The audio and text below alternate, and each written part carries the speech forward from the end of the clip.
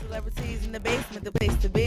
Karen Wilder Martin on your TV. Politics, drama, music, sports, arts. Favorite celebs, climbing the charts. First-hand info on the live. Careers, next projects on the rise. Come visit Karen every week. Never know who's in the hot seat. Celebrities in the basement is the place to be. You got Karen Wilder Martin on your TV screen. Celebrities in the basement is the place to be. You got Karen Wilder Martin on your TV screen. Good evening, I'm Karen Waller Martin.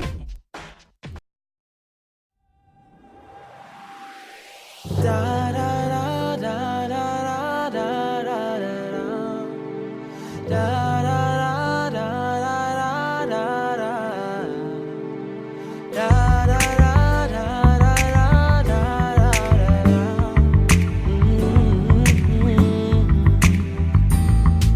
And now I am here with the man of the hour, the king. Let me just say, songwriter, vocalist, musician, dancer. Wait, I don't have enough fingers to count the skills in the resume with this man, R&B recording artist. And let me just add, award-winning R&B recording artist, Julian King. Thank you. What a resume, okay? Oh my blessed. goodness. Very blessed. Yes, Very blessed. yes. First of all, tell my audience, how are you feeling tonight? I'm real jittery. Of course. I mean, like we planned this show like maybe 2 months ago. So I'm like, the day is finally here. It's kind of crazy, and I'm just like, to seeing it all coming together during sound check, and I'm just like, I'm ready to kill it. Yeah. I'm ready to kill it. You are definitely, my audience is definitely in for a treat tonight, and the list is going on and on and on. He's got that very theatrical hard on thing this. going on, the dance, all the above. You're more than a triple threat. I'm trying to be an octet, what is it called? An oct threat.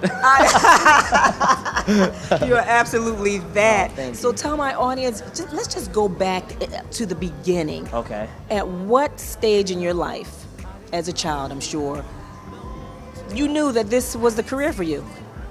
8th, 7th, 8th grade. I I did a musical, Beauty and the Beast. I mean, the Wizard of Oz.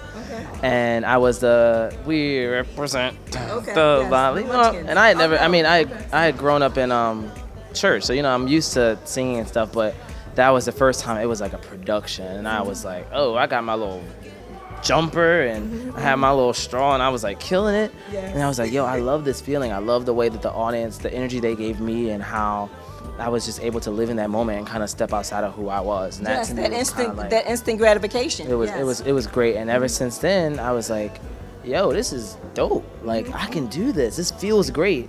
And I remember, like, I was on a track to being a vet and a chef. Like, I was at Masterman, and this is when this happened. And then from there, I went to Kappa, and went to UArts, and it's been a wrap ever since. And so, and going to Kappa, you had to audition. Yes. So what was your audition like trying to get into that school? I auditioned for voice, and I sang "I Believe I Can Fly." And afterwards, she was like, she looked at my academic resume, I guess you want to call it. Yes.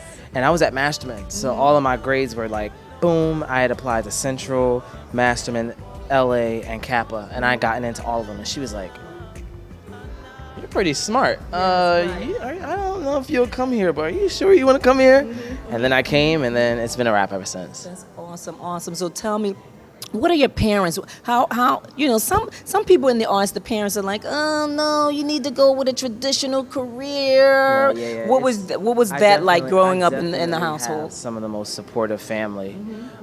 You know, we grew up in church and everything. You know, we're very religious and very faith based, and I honestly, everyone in my family has kind of been like, whatever makes you happy and whatever you find fulfills you, work at it and work as hard as you can and be the best that you can, and you'll succeed. And that's kind of been like the motto of our family.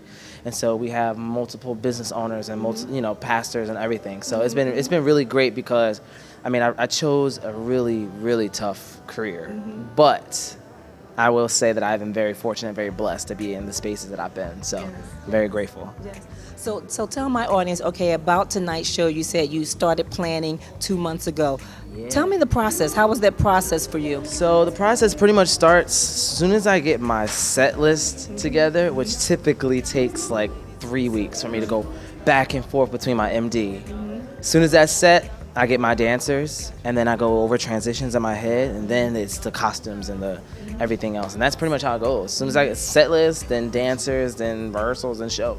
Oh, that is awesome. And I want to congratulate you on, you just won a Philly Hip Hop Award. Yes, the Put In Work Award. Yes. Yeah. You are putting, no G on the end of that, right? Yes, you know, we got to stay hip hop with that. Yes. Definitely Putting in work. work. Yes, yes. I'm So what was your thought behind, you know, when you found out you were going to Won get the that? award? Yes. Well, for me, like I'm a very quiet person, Yes. and I don't really make a lot of noise on the steps that I make until I need to go out and take the step. Yes, yes. And for me, it was just really beautiful to kind of be recognized by my hometown for, you know, me having fun and me putting in work. It's like I'm putting in work, but I'm like enjoying every moment of it. So it's not really work, but I'm definitely putting in tons of work behind the scenes that no one really knows about to get me to the point that I'm at. And I still have so much room to grow and so many things I want to accomplish, but I'm really, really grateful that, you know, for the work that I have done, to be recognized by my hometown. It was a really beautiful moment.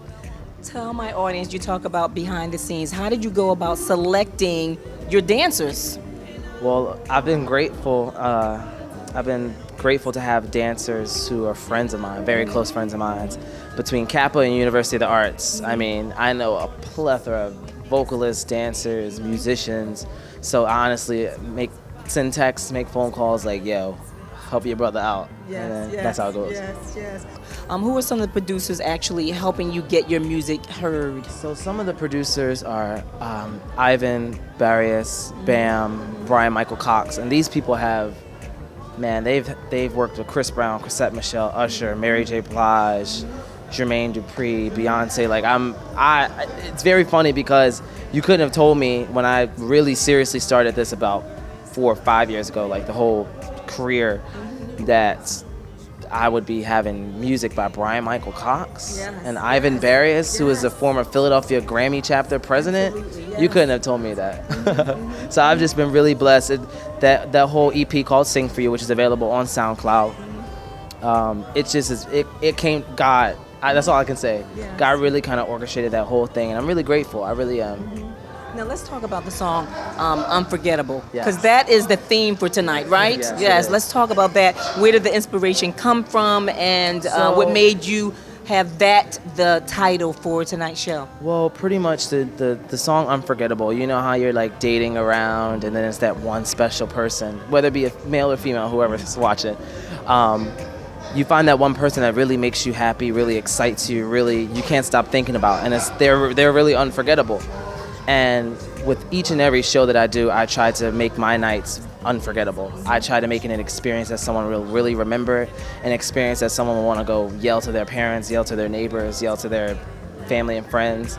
And really just an unforgettable night pretty much all around. Music, dance, theatrics, sing, you know, just make it banging. Yes. Tell my audience, how can they follow you on social media? Absolutely. You can follow me on Twitter and Instagram at It's Julian King. So the at sign, and then it's ITS Julian King. That's Instagram, Facebook, Snapchat, and then on Facebook I'm just Julian King. So what's next after tonight? Right now we don't really have it confirmed, so I don't want to speak. But literally the past 2-3 months have been, all the work has been put into this. So after this, at the top of the year, I'm going to start recording again. And then hopefully around the spring, maybe summer, release another EP. I'll be definitely traveling a lot next year. So please follow me on Instagram, follow me on Twitter. Literally, if you tweet me and Instagram me, I promise I will follow back. That's how I pretty much talk to all my fans. And I'll be doing a lot of traveling, so stay tuned. Yes. And let me just say, I'm putting it out there. Grammy nominated artist right here I'm sitting next to. Trust and believe it is going to happen. Mark my words. And right now you're going to check out live Unforgettable in 3, 2, 1. Look in my bed. We get along, she can put on the show like a circus ballet. I know whether she high, she don't roll the die. Shit, don't you this shit, I don't know what it's like. You want got the baddest girl on the East Coast. Looking like a dirty box from the East Coast. I know she bad.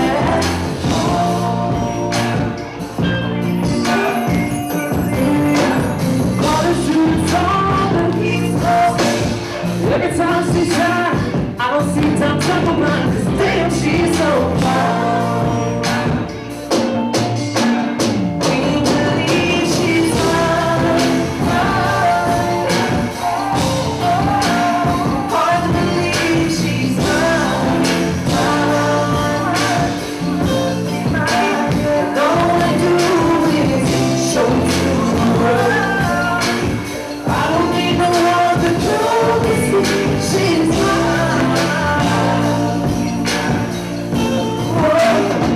Da da da da da da da da da da da da da da da da.